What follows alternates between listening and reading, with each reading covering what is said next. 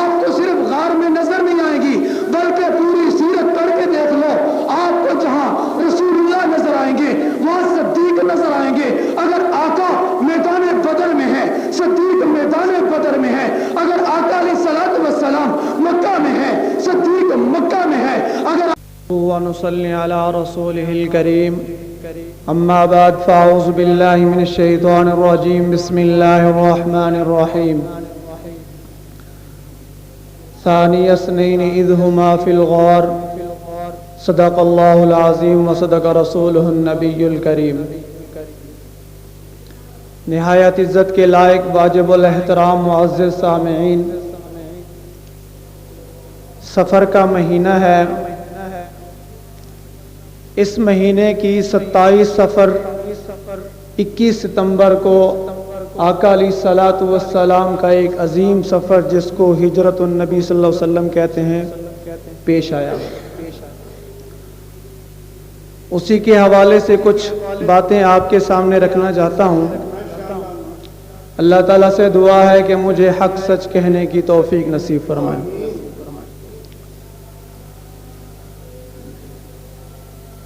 جب آقا علیہ الصلوۃ والسلام نے اظہار نبوت فرمایا،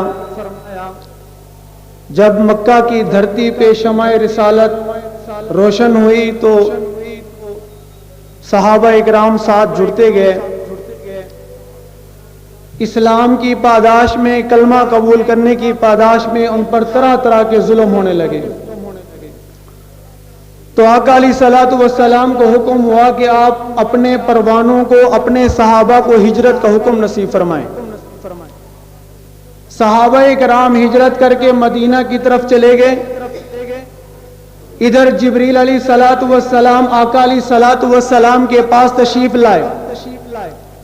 فرمائے یا رسول اللہ صلی اللہ علیہ وسلم، اللہ نے آپ کو 3 شہروں کے بارے میں یہ نقشے بتلائے ہیں کہ جس شہر کی طرف آپ ہجرت کرنا چاہیں اس شہر کا انتخاب فرما دیتے ہیں۔ جبریل علیہ الصلوۃ والسلام نے فرمایا یا رسول اللہ صلی اللہ علیہ وسلم، ایک کنسرین ہے، دوسرا بحرین ہے، تیسرا مدینہ منورہ ہے۔ آپ جس شہر کا انتخاب فرما دیں گے، آپ جس شہر کی طرف انگلی کا اشارہ فرما دیں گے، ہم اسی شہر کو آپ کا دار الہجرت قرار دے دیں گے۔ جس طرح آپ کے پاس ایک مہمان آتا ہے، آپ اس کو کہتے ہیں حضرت میرا گھر، میرا مکان ایک فیصل آباد میں ہے، ایک لاہور میں ہے، ایک کراچی میں ہے، جس کی طرف آپ انگلی کا اشارہ کریں گے آپ میرے معزز مہمان ہیں، میں وہی آپ کو ہدیہ کر دوں گا، میں آپ کو وہی مکان دے دوں گا۔ اسی طرح آقا علیہ الصلوۃ والسلام کی عظمت اور شان کے کیا کہنے، رب نے 3 شہر پیش کیے۔ فرمایا حضور کنسرین لے لو، بحرین لے لو، مدینہ منورہ لے لو۔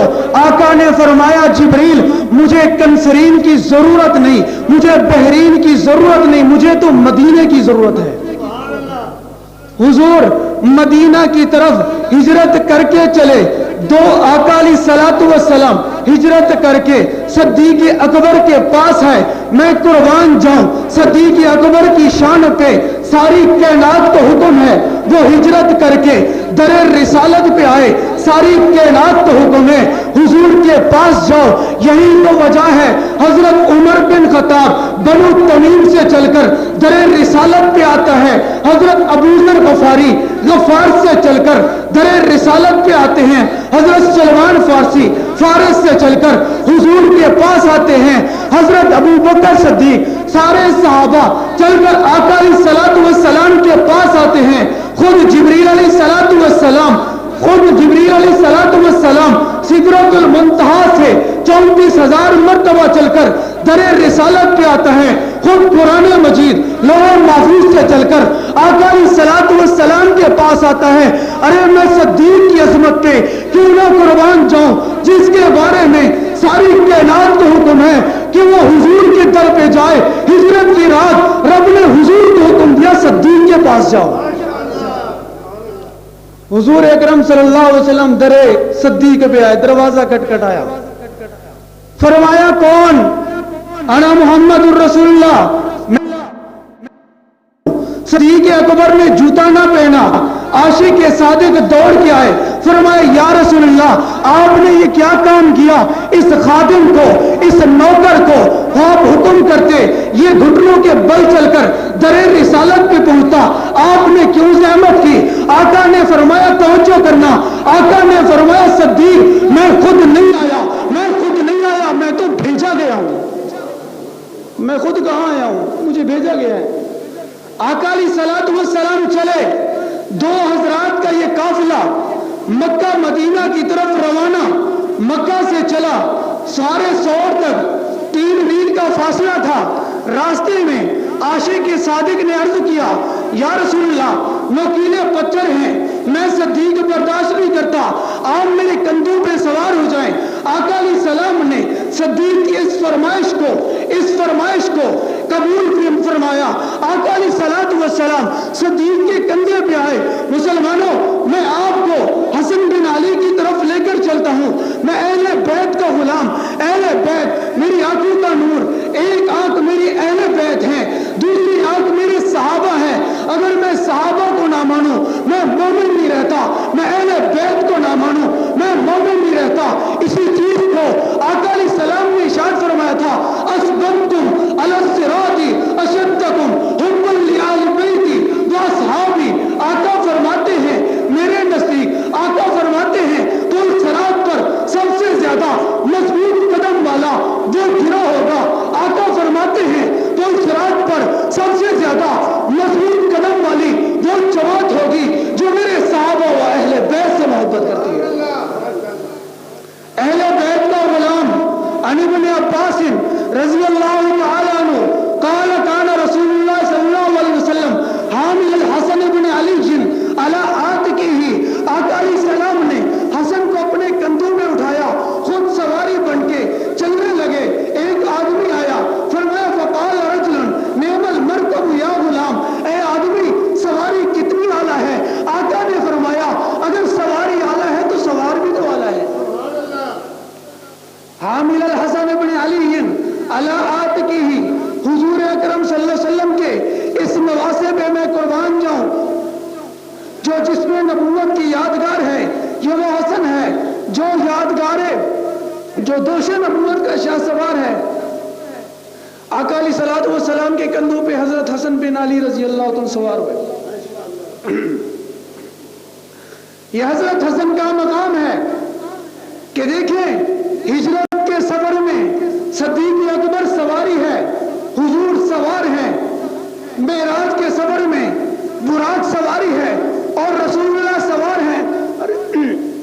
ارے حسن کو دیکھو، ادھر حضور خود سواری اور حسن سوار ہے۔ درود پاک پڑھ لیں۔ حسن جو ہے وہ خود آقا علیہ الصلوۃ والسلام پہ سوار ہیں اور آقا علیہ الصلوۃ والسلام سواری ہیں۔ ان کی شان اور عظمت کے کیا کہنے؟ ادھر ذرا دیکھو، ہجرت کے سفر میں صدیق سواری ہے اور آقا علیہ السلام سوار ہیں۔ میں آقا علیہ الصلوۃ والسلام کے اس ادا پہ قربان جاؤں، میرا تو ایمان ہے، میرے اکابر کا ایمان ہے، حضور کی ہر ادا خوبصورت ہے، حضور کی ہر ادا اچھی۔ اگر آقا علیہ الصلوۃ والسلام بولے تو قرآن بنے، اگر آقا علیہ الصلوۃ والسلام چلے تو شریعت بنے، اگر آقا علیہ الصلوۃ والسلام اپنی زلفیں کھولیں تو رات بنے، اگر آقا علیہ الصلوۃ والسلام براق سواری پر بیٹھ کر عرش علا پہ جائیں تو معراج بنے۔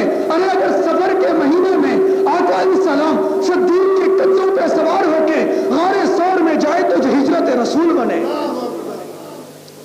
آقا علیہ السلام کی ہر ادا خوبصورت۔ توجہ، آقا نے صدیق کی فرمائش کو قبول کیا۔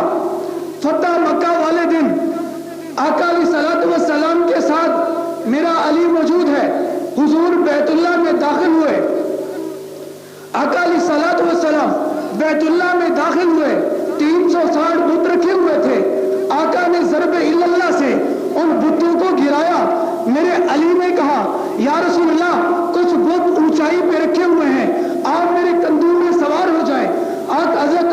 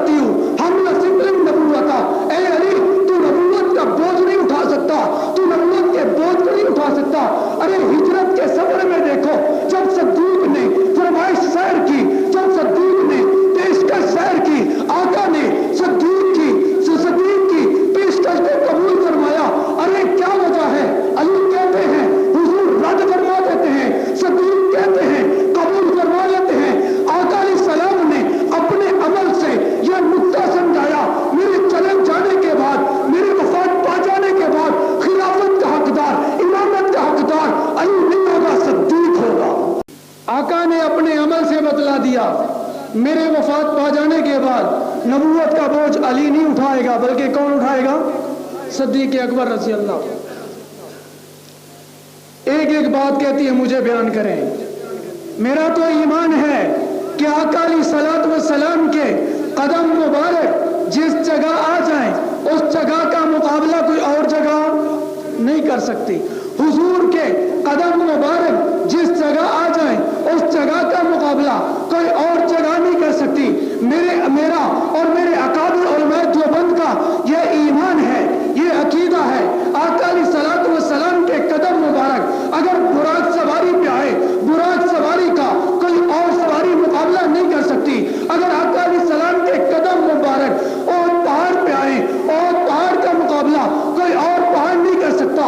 اگر آقا علیہ الصلوۃ والسلام کے قدم مبارک غار ثور میں آئے تو غار ثور کا کوئی اور غار مقابلہ نہیں کر سکتی۔ اگر مجھے کہنے دو ہجرت کے سفر میں صدیق اکبر کے کندھوں پہ حضور کے قدم آئے تو صدیق کا مقابلہ بھی کوئی صحابی نہیں کر سکتا۔ آقا علیہ السلام چلے، دونوں حضرات غار میں آئے، توجہ کرنا، دونوں حضرات غار میں آئے۔ غار کا نقشہ قرآن مجید میں موجود ہے، ثانی اثنین اذ ہما فی الغار۔ توجہ کرنا، صرف آج ثانی اثنین پہ ایک بات عرض کرنا چاہتا ہوں۔ اللہ نے فرمایا غار میں دو ہیں، توجہ کرنا، یہ غار میں دو شخصیت آپ کو صرف غار میں نظر نہیں آئے گی بلکہ پوری سیرت پڑھ کے دیکھ لو، آپ کو جہاں رسول اللہ نظر آئیں گے وہاں صدیق نظر آئیں گے۔ اگر آقا میدان بدر میں ہے، صدیق میدان بدر میں ہے۔ اگر آقا علیہ الصلوۃ والسلام مکہ میں ہے، صدیق مکہ میں ہے۔ اگر آقا علیہ السلام مدینہ میں ہے، صدیق مدینہ میں ہے۔ اگر آقا علیہ الصلوۃ والسلام آپ کو غار ثور میں نظر آئیں گے، ساتھ صدیق اکبر نظر آئیں گے۔ ارے مسلمانوں، حتیٰ کہ اگر پیغمبر تجھے گنبد خضرا میں نظر آئیں گے تو صدیق بھی ساتھ نظر آئیں گے۔ ثانی اثنین، دو، آپ کو ہر جگہ یہ دونوں حضرات اکٹھے نظر آئیں گے۔ ثانی اثنین اذ ہما فی الغار، دونوں حضرات غار میں۔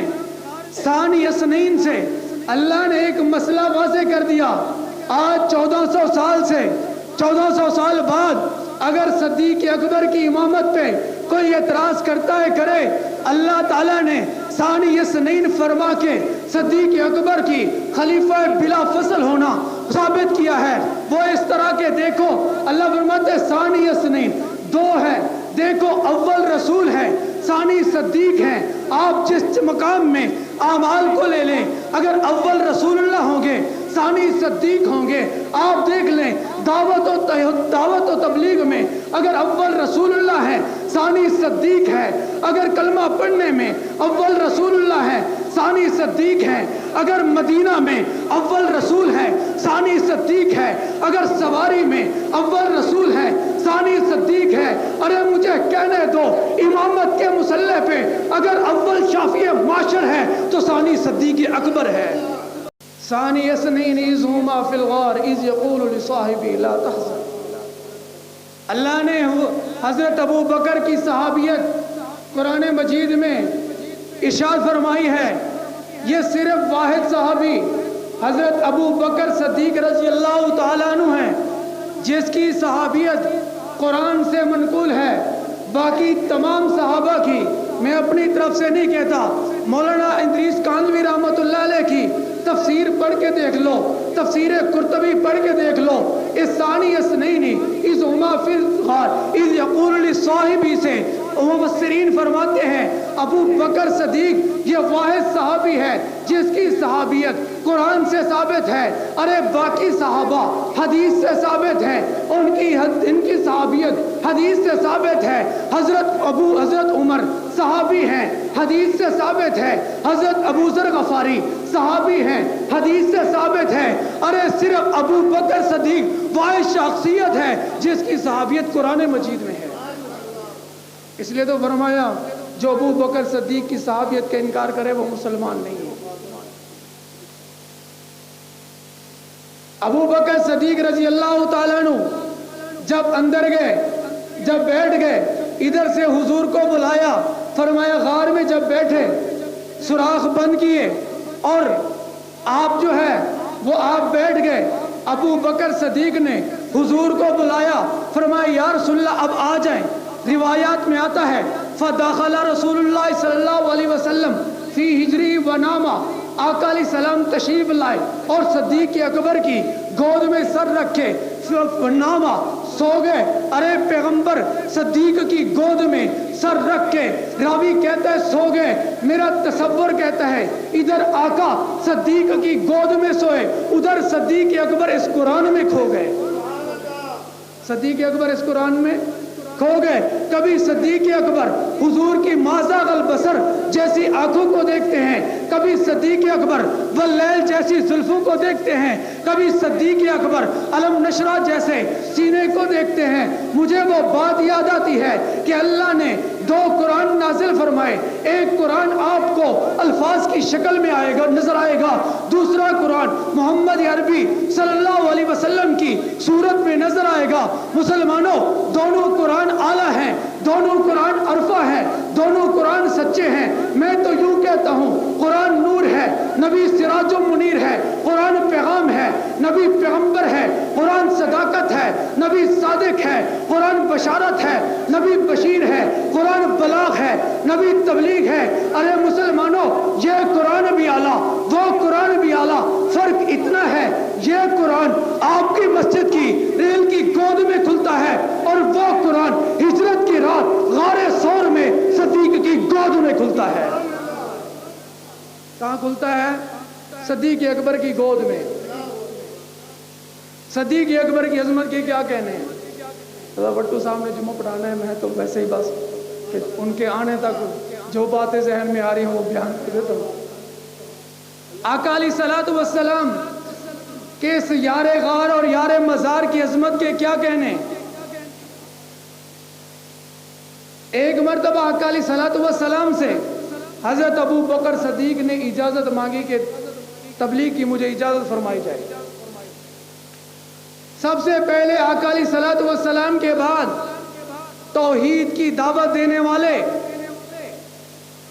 اللہ رب العزت کی توحید کو بیان کرنے والے حضرت ابو بکر صدیق رضی اللہ تعالی. انہوں نے بیان کیا. مشرکین مکہ نے آقا علیہ الصلوۃ والسلام کو بھی مارا, صدیق اکبر کو بھی مارا. توحید بیان کرنے کی پاداش میں حضرت ابو بکر صدیق کے بارے میں آتا ہے وَوُطِيَ ضَرْبًا شَدِيدًا کہ صدیق اکبر کو سب سے زیادہ مارا گیا. آپ بے ہوش ہو گئے. آقا علیہ السلام دار ارقم میں چلے گئے. ابو بکر صدیق بے ہوش ہو گئے. ان کے خاندان والے آئے, ابو بکر صدیق کو اٹھا کر گھر لے گئے. ماں کہتی ہے بیٹا کچھ کھا پی لے. حضرت ابو بکر صدیق جب ہوش میں آئے فرمایا اماں جان واللہ لا اذوق طعاما ولا شرابا, رب کعبہ کی قسم مجھے تو رسول اللہ کے بارے میں بتاؤ, میں اس وقت تک پانی کا ایک گھونٹ بھی نہیں پیوں گا جب تک دیدار مصطفیٰ نہ کروں. واللہ لا اذوق طعاما ولا شرابا, رب کعبہ کی قسم میں کچھ بھی نہیں کھاؤں گا, پہلے مجھے رسول اللہ صلی اللہ علیہ وسلم کی زیارت کرو. آج تم سے آج اگر پوچھو, کہتے ہیں کہ مجھے آج لوگوں کی خواہش پوچھو, لوگ کہتے ہیں مجھے تجارت پسند ہے, لوگ کہتے ہیں مجھے گاڑی پسند ہے, لوگ کہتے ہیں مجھے فلاں عورت پسند ہے, مجھے فلاں کہتا ہے کہ مجھے موبائل پسند ہے. ارے صدیق سے پوچھو صدیق تیری کیا خواہش ہے. صدیق اکبر کہتے ہیں النظر الی وجہ رسول اللہ, میری خواہش یہ ہے کہ رسول اللہ کا چہرہ ہو اور میں ان کی زیارت کرتا رہوں. حضرت ابو بکر صدیق رضی اللہ تعالی عنہ بڑے عظیم صحابی ہیں. درود پاک پڑھنے قریب قریب تشریف لے. حضرت بٹو صاحب آ جائیں گے تو انشاءاللہ. السلام جب دونوں حضرات غار میں آئے, ادھر حضرت ابو بکر صدیق رضی اللہ تعالی عنہ نے آقا علیہ الصلوۃ والسلام کی گود میں سو گئے. 3 دن غار ثور میں رہے. 3 دن یہ آقا علیہ الصلوۃ والسلام کی ایک سنت بن گئی. میں جب دیکھتا ہوں کہ اس سنت کو ادا کرنے والا کون ہے, کہ جنہوں نے 3 دن روپوشی کی حالت میں, جس طرح آقا علیہ السلام نے 3 دن غار میں رہے, اس کے بعد وہاں سے ہجرت شروع کی. آپ کو اس سنت پہ عمل کرنے والا صرف दारुल उलूम देवबंद का बानी कासिमुल उलूम वल खैरात हजरत हुज्जतुल इस्लाम मौलाना कासिम ननोतवी रहमतुल्लाह अलैह ने जिंदगी आता है कि हजरत मौलाना कासिम ननोतवी वारंट जारी हो गए। लोगों ने कहा हजरत आप जो है रूपोश हो जाएं। हजरत मौलाना कासिम ननोतवी रहमतुल्लाह अलैह 3 दिन रूपोश हो गए, चौथे दिन बाहर आ गए। हजरत हुज्जतुल इस्लाम मौलाना कासिम ननोतवी को कहने लगे हजरत अभी आपके वारंट जारी हैं, आपको गिरफ्तार कर सकते हैं, आप अपने बच्चों पे तरस खाएं, अपनी जान पे तरस खाएं। हजरत हुज्जतुल इस्लाम मौलाना कासिम ननोतवी रहमतुल्लाह अलैह बानी दारुल उलूम देवबंद ने फरमाया था कि लोगों, पैगंबर की सुन्नत है 3 दिन रोपोश होना, मैं पैगंबर की सुन्नत पे अमल करूंगा, अगरचे मेरी बीवी बेवा होती है हो जाए, मेरी जान के साथ जो कुछ होता है हो जाए, मुझे किसी चीज की परवाह नहीं। अगर मुझे परवाह है तो आका अलैहिस्सलातु वस्सलाम की सुन्नत की परवाह है।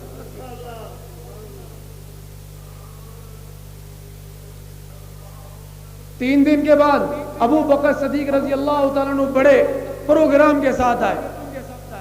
अपने एक बेटे को हजरत अब्दुल्ला को फरमाया कि मक्का की जितनी खबरें हों वो मुझे जो है वो गारे सौर में बता दिया करो। इनके हजरत अबू बकर सदीक रजी अल्लाह तआला के एक गुलाम थे आमिर बिन फुहैरा, वो जो है वो बकरियां चराते, शाम को जो है वो आका अलैहिस्सलातु वस्सलाम के पास आते और हजरत अबू बकर सदीक रजी अल्लाह तआला को दूध और हुजूर सल्लल्लाहु अलैहि वसल्लम को दूध दो कर देते थे। और हजरत अबू बकर सदीक रजी अल्लाह तआला की बेटी हजरत अस्मा बिनते उमैस, ये हजूर सल्लल्लाहु अलैहि वसल्लम हजरत अबू बकर सदीक रजी अल्लाह तआला के लिए खाना तैयार करके गार में पहुंचाती थी। ये सारी खिदमत, ये सारा का सारा राज का काम था, मगर आका अलैहिस्सलातु वस्सलाम ने सदीकी घराने पे एतमाद किया है। तभी तो हजरत अबू बकर सदीक की बेटी जब आका अलैहिस्सलातु वस्सलाम हुजूर सल्लल्लाहु अलैहि वसल्लम अबू बकर सदीक के घर में आए तो वहां आकर फरमाया कि मुझे तखलिया की जरूरत है, मैं एक अहम बात करना चाहता हूं। हजरत अबू बकर सदीक ने अर्ज किया या रसूलल्लाह, घर में मेरी 2 बेटियां हैं, एक अस्मा है, एक हजरत आयशा है। आका ने फरमाया कोई बात नहीं। आका ने अपना राज जाहिर किया। राज क्यों जाहिर किया था? क्योंकि आका अलैहिस्सलातु वस्सलाम को सदीकी घराने पे एतमाद था कि ये जान तो दे देंगे, पैगंबर के राज को इफ्शा नहीं करेंगे। आप देखें अहले बैत में से आका अलैहिस्सलातु वस्सलाम को हजरत अली पे एतमाद था। हजरत अली को अपने बिस्तर पे सुलाया, इधर सदीकी घराने पे हुजूर को एतमाद था, तो आका अलैहिस्सलातु वस्सलाम ने अपना राज जाहिर किया। मैं कहना चाहता हूं, अगर आज किसी काले काफिर को सदीकी घराने पे एतमाद नहीं तो सदीक अकबर की सदीकी घराने की शान में कोई कमी नहीं आती जब काली कमली वाला एतमाद कर गया है।